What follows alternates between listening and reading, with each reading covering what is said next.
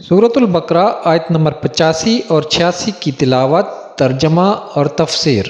اعوذ باللہ من الشیطان الرجیم، بسم اللہ الرحمن الرحیم۔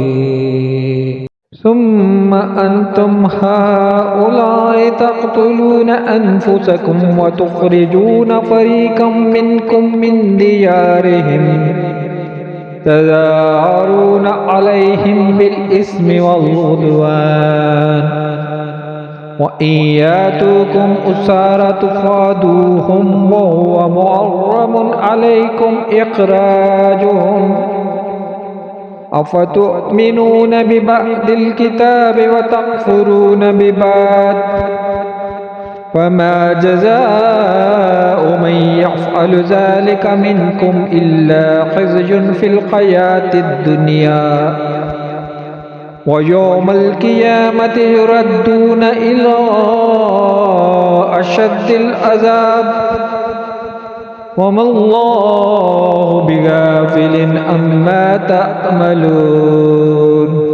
أولئك الذين اشتروا الحياة الدنيا بالآخرة فلا يخفف عنهم العذاب ولا هم ينصرون۔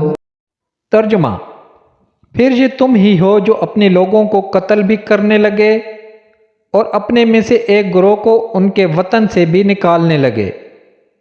تم ان کے خلاف گناہ اور زیادتی کے کاموں میں مدد بھی کرتے ہو، اور اگر وہی قیدی ہو کر تمہارے پاس آئیں تو تم معاوضہ دے کر انہیں چھڑا لیتے ہو، حالانکہ تمہارے اوپر تو ان کا نکالنا ہی حرام ہے۔ تو کیا تم اللہ کے بعض احکامات کو مانتے ہو اور بعض سے انکار کرتے ہو؟ تو جو تم میں سے ایسا کرے اس کا بدلہ دنیوی زندگی میں ذلت اور رسوائی کے سوا اور کیا ہے، اور قیامت کے دن انہیں شدید ترین عذاب کی طرف لٹایا جائے گا، اور اللہ تمہارے اعمال سے بے خبر نہیں۔ یہی وہ لوگ ہیں جنہوں نے آخرت کے بدلے دنیا کی زندگی خرید لی، تو ان سے نہ تو عذاب ہلکا کیا جائے گا اور نہ ہی ان کی مدد کی جائے گی۔ سورۃ البقرہ آیت نمبر 85 اور 86 کی تفسیر۔ ثم انتم ہؤلاء، پھر یہ جو تم ہو۔ اس آیت میں حضور پر نور صلی اللہ علیہ وآلہ وسلم کے مقدس زمانے میں موجود یہودیوں کے عجیب و غریب طرز عمل کا بیان ہے۔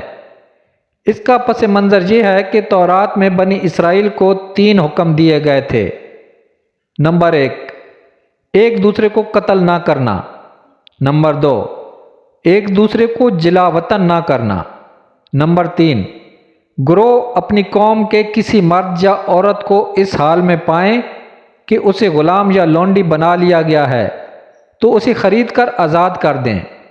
نسل در نسل یہ عہد چلتا رہا، یہاں تک کہ مدینہ منورہ کے گرد و نواح میں آباد یہودیوں کے 2 قبائل بنی قریظہ اور بنی نذیر میں منتقل ہوا۔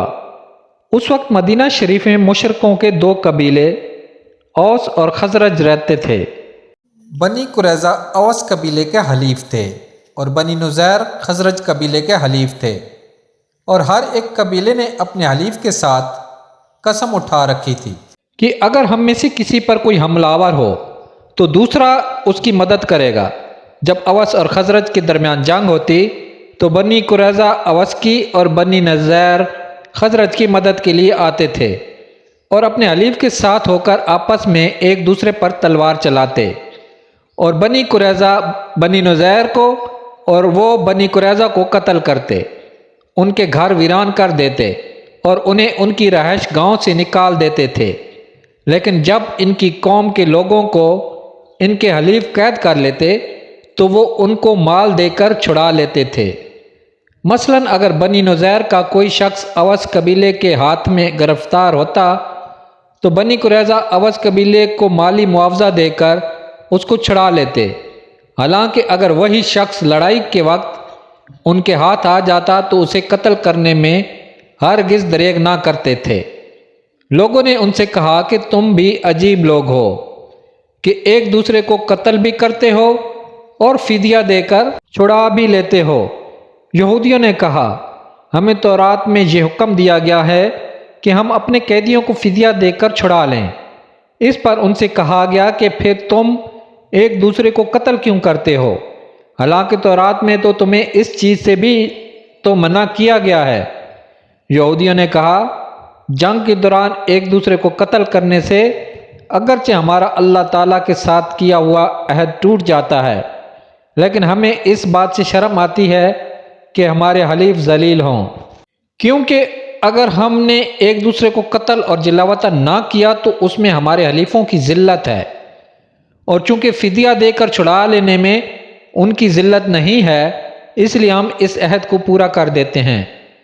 یہودیوں کی اس حرکت پر انہیں اس آیت میں ملامت کی جا رہی ہے کہ جب تم نے اپنوں کی خون ریزی نہ کرنے، ان کو بستیوں سے نہ نکالنے اور ان کے اسیروں کو چھڑانے کا عہد کیا تھا تو یہ کیا دو رنگی ہے کہ تم ایک دوسرے کو قتل اور جلا وطن کرنے میں تو ہرگز دریغ نہیں کرتے، اور جب کوئی گرفتار ہو جائے تو اسے فدیہ دے کر چھڑا لیتے ہو۔